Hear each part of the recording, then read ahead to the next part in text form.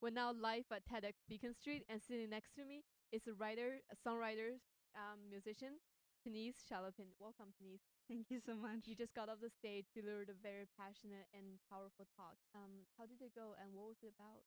I mean, for the most part, I think it went well. It was about basically my journey towards trying to find a best way to use art to express stories and tell stories in an effective way that really reach an audience through the use of music. And I was premiering a kind of an interactive technology that combines music, photography, video, and uh, and storytelling to really convey message within one video. Awesome. And could you share with us your journey of how did you discover those passions, both with music and with those social causes?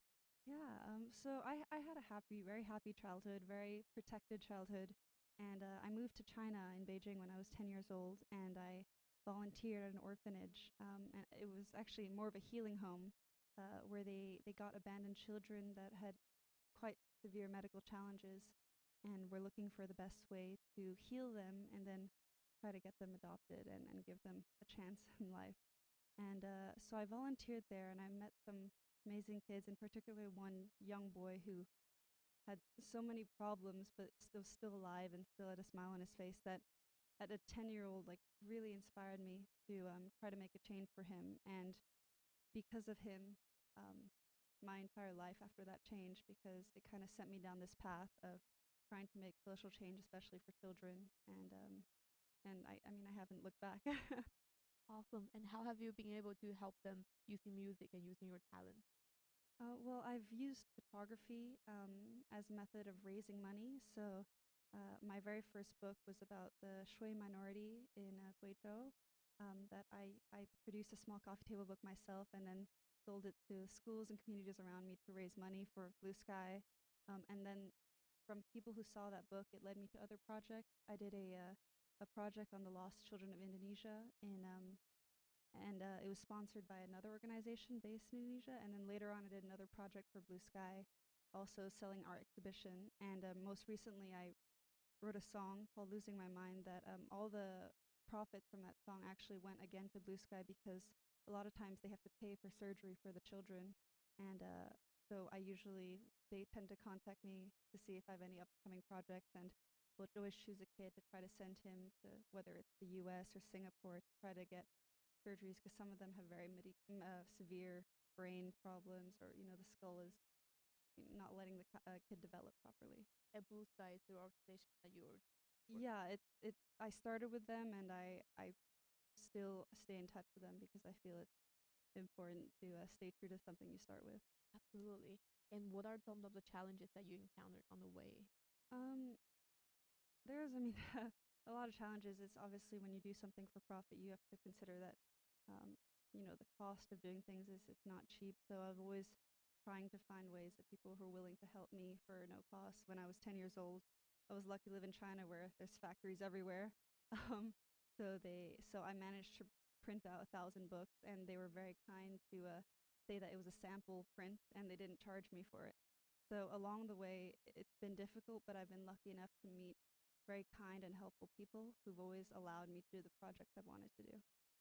So now your work is based on projects like see where the opportunities take you, or Yeah, it really. I mean, I work in music. I work in music production now, professionally, but it's I still never stop writing and doing photos. So whenever someone reaches out to me, I always have something in mind that I could possibly apply.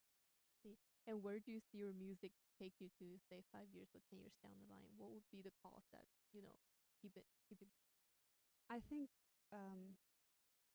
so. I'm 22, and a lot of times at this age, you don't always have a lot necessarily a voice or a strong presence. And I would like that my music brings me somewhere where I have enough of a voice and enough of a platform where I can really bring the little help that I've done with Blue Sky or other charities to another level, where I can really expose it on a larger scale, and really provide a more permanent help to these kids rather than individual projects all the time.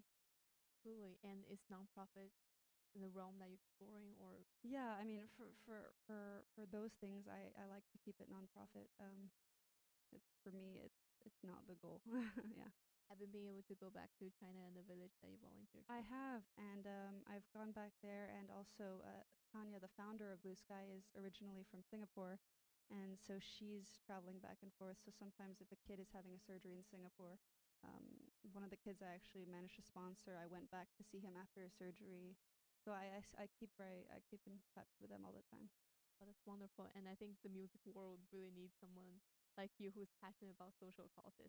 So what would be your word or advice for fellow musicians or people who are in the music industry to, be helpful to Oh, I don't.